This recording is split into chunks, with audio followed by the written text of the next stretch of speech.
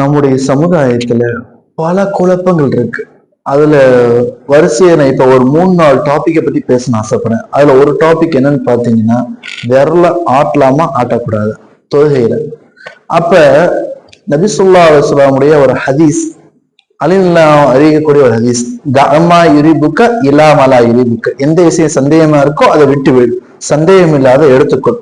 அதே போல ஹதீஸுல் குதுசிம்பாங்க, ஒரு ஆடு வேலி ஓரத்துல இருக்கு, அதை தாண்டி போகக்கூட முடியுமா முடியாதா?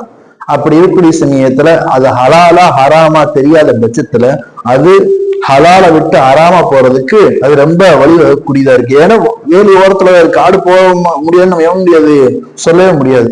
இந்த மாதிரி நிறைய விஷயங்களை உள்ளடக்கியும் மேலும் விரல ஆட்டக்கூடிய ஹதீஸ பத்தி அப்படின்னு சொல்லக்கூடிய சமயத்துல அவனல் மஹ்பூதுல இருக்கு, மாலிக் ரஹ்மத்துல்லாஹி அலைஹி, ஹம்பலி ரஹ்மத்துல்லாஹி அலைஹி, அவங்க அறிவிக்கக்கூடிய ஹதீஸ்லயும் இருக்கு, முஸ்லீம்லயும் இருக்கு. நிறைய இதுல என்னன்னா இந்த சம்பந்தப்பட்டது ஆற்றுறது இருக்கு அப்படின்னு சொல்லிட்டு நிறைய விஷயம் எல்லாமே சொல்றாங்க, பிரச்சனை இல்லை.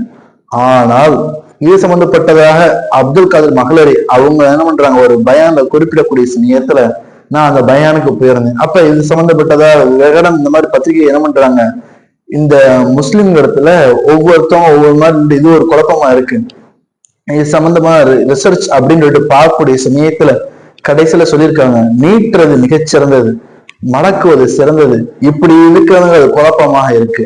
அப்ப நான் ஆரம்பத்திலேயே சொன்ன மாதிரி நீட்டுறதுலயோ மடக்கிறதுலையோ எந்த ஒரு சந்தேகம் இல்லை. எனக்கு சந்தேகம் இல்லை இப்ப ஆட்டுறதுல, அப்படி நீங்க ஆட்டுனா கூட உலக மக்கள் இடத்துல நம்மளுடைய சமுதாயத்துக்கு மத்தியில என்ன ஆயிடுச்சு, ஒரு தவறான ஒரு இஷ்யூவா ஆயிருச்சு.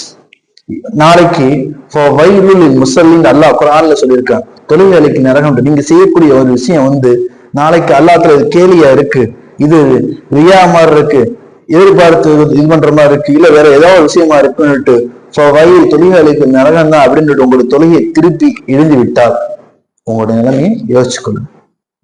உங்களுடைய விஷயத்துல நீங்க தான் என்னன்னு நாளைக்கு அல்லாஹ் பதில் சொல்லக்கூடியதா இருக்கு, வேற யாரும் வர மாட்டாங்க. ஏன்னா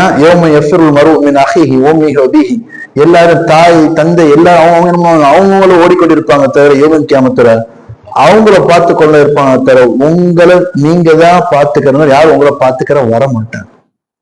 அதாவது ஒரு தாய் கூட தன்னுடைய பிறந்த குழந்தைய கூட அப்படி விட்டுட்டு போவோமா தவிர அந்த பிள்ளைய தூக்கிட்டு போக மாட்டாங்க. அப்ப யோசிச்சு கொள்ளுங்க, சற்று யோசிக்கதான் இந்த ஒரு விஷயம்.